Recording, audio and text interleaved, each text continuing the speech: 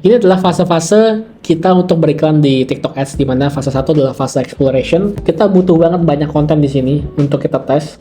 Kemudian fase 2 adalah fase scale out, di mana setelah kita menemukan konten yang pas, kita cari gitu ya, kita scale out, targeting apa yang works.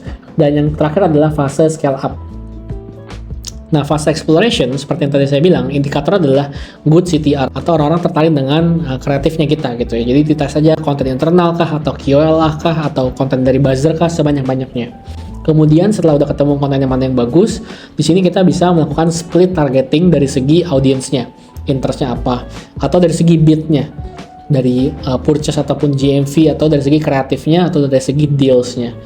Nah, kemudian dari yang scale up, di mana kita tinggal naikin budget karena kita sudah tahu nih mana konten yang winning dan juga mana targeting yang winning. Nah, di sini saya ada sedikit findings gitu ya mengenai strategi scale di TikTok, di mana kayak saya mengiklankan hal yang sama di lebih dari 5 account. Jadi, account pertama buat campaign dengan budget 100.000, saya copy tuh ke account-account lainnya. Dan hasilnya cukup menarik ya, karena ternyata di setiap account ini mengalami perbedaan cost gitu ya. Jadi ada yang ternyata CPA-nya lebih murah, ada yang ternyata mahal. Dan seperti Anda lihat di ad account 7, ini CPA 12.000 dengan konversi 798. Dan di ad account 5 ini tergolong mahal karena baru 300 purchase aja udah 17.000. Jadi kayak beda 5.000 kan lumayan banget. Jadi saya lihat ini ternyata ada strategi yang bisa digunakan juga, di mana beda ad account sama dengan ya beda hasil. Padahal kreatifnya sama, targetingnya juga sama, seperti itu. Jadi kalau Anda bisa perhatikan gitu ya, sebenarnya revenue stream dari TikTok ini dibagi menjadi dua. Ada internal dan juga ada eksternal. Nah, internal ini kita bisa ya official video, maksudnya adalah kita bikin video gitu ya. Habis itu kita ngadain live stream sendiri dan dari shopping center kita. Sedangkan dari eksternal ini kita bisa ngasih video dari orang lain, atau affiliate ini bisa live stream juga. Dan di sini ada study case di mana ketika kita sudah melakukan semuanya ini, ternyata kita bisa membreakdown ini di bisnis centernya TikTok gitu ya. Jadi ada yang 9 juta, ada yang 5 juta, 5 juta, 4 juta, sehingga menghasilkan revenue 28 juta. Nah, dari 28 juta ini, kita ingat-ingat lagi kita spending berapa sih, misalkan untuk official video, untuk talent kita bayar 3 juta, untuk live stream kita bayar 1,5 juta, untuk shopping center kita sempat ngiklan PSA sebanyak 1 juta, affiliate video kita sempat bayar live orang-orang untuk kayak buzzer gitu ya, 4 juta, atau KOL. Affiliate live stream kita juga bayar 4 juta, sehingga total spendingnya adalah 13.500.000. Dan kalau kita lihat dari setiap revenue channel tersebut memberikan ROAS yang berbeda-beda karena kita punya datanya masing-masing.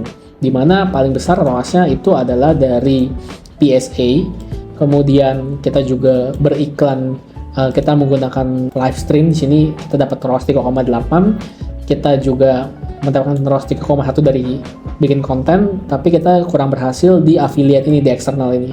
Sehingga yang menjadi channel priority kita nomor 1 adalah bagaimana cara kita mengembangkan shopping centernya kita, nggak cuma lewat PSA tapi juga bisa lewat keyword-keyword SEO.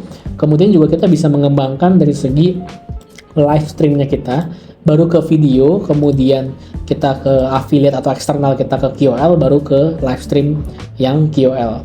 Nah, kemudian kita bisa bikin strateginya ya berdasarkan revenue kontributornya, karena setiap dari data-data ini mempunyai kontributornya masing-masing, di mana seperti official video. Berapa banyak sih video yang kita bikin? Apakah angle yang kita sudah bikin sesuai apa enggak? Apakah kualitas dari video tersebut udah cocok buat ditonton apa enggak? Relevan apa enggak sih? Dan setelah kita pikir kayak, oh ternyata kita nggak banyak ya, bikinnya cuma 15. Jadi next month kita bikin 45 deh. Kita belum testing angle video baru loh, dan kita belum improve audio untuk visualnya misalkan. Jadi ini ditulis gitu buat next month-nya. Kemudian live stream. Ini ada 4 kontributor durasi dari live, host, dan juga promotions, di mana kita bisa tulis gitu ya, minta agency buat lebih sering live stream lagi, jadi 2 jam per hari, kasih produk knowledge yang lebih bagus lagi, kita train lagi hostnya, ini juga bisa. Nah, ini kalau shopping center ada 5 campaign di TikTok, SEO, product discount, gift with purchase, juga flash sale, ini kita bisa manfaatin juga, dan juga ini affiliate. Jadi ini dari strategi ini bisa dikembangin gitu ya. Jadi saya udah tulisin kontributornya, saya akan kasih linknya dan bagaimana cara mengembangkannya berdasarkan revenue channel masing-masing. Jadi it's not about ads only ya. Kalau di TikTok ini memang unik gitu, dimana kayak video digabung sama shopping, menjadi kita jadi sebagai advertiser juga perlu lebih lebih peka gitu ya terhadap perkembangan si brand ini. Jadi nggak cuma dari dashboard doang, tapi saya ingin Anda juga memahami revenue channel dari setiap hal atau revenue channelnya. Semua yang ada di TikTok ini berkesinambungan sehingga ads ini tidak bisa berdiri sendiri juga gitu. Begitu juga dengan video tidak bisa berdiri sendiri juga dengan live stream. Jadi semuanya harus berkesinambungan sehingga Anda perlu memahami semua revenue channel ini.